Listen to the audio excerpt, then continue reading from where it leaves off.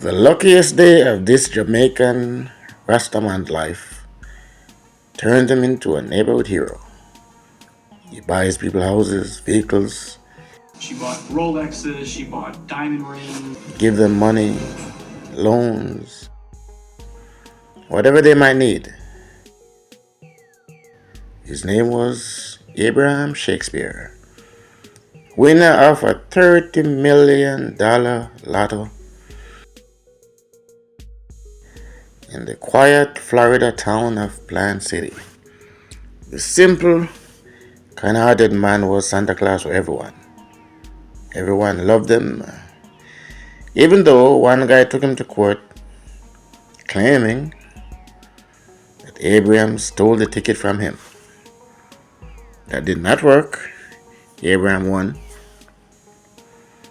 Yes, Abraham Shakespeare did not know how to read or write because he never went to school. He'd been working from a tender age, taking care of his mother, who was an extremely religious woman.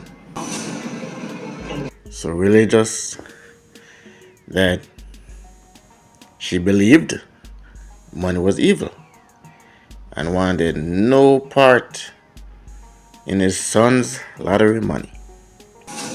Very strange, very unfortunate. Anyway, one day a lady named Dee Dee showed up and convinced Abraham to let her be his financial advisor and to manage all his financial affairs. Abraham agreed, and now he has someone to manage his money. It was a different Abraham. His friends and family hardly heard from him anymore. That we believed Abraham was last seen. As investigators wait for Michael Ford's phone records, the story of the missing lottery winner is splashed across the headlines. The attention generates no shortage of tips. After a while, no one heard from Abraham for over a year. Until the cops get involved and never stop investigating until his body was later found buried in the backyard of his house. The house which was now owned by his financial advisor. His so-called financial advisor tricked Abraham in signing over everything to her.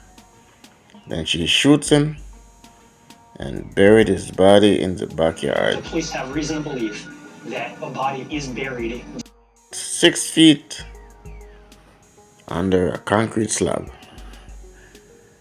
Oh my God, what a terrible tragedy. Wow, very, very tragic story of this amazing Jamaican man. And the woman we gave so much, and in the end she took everything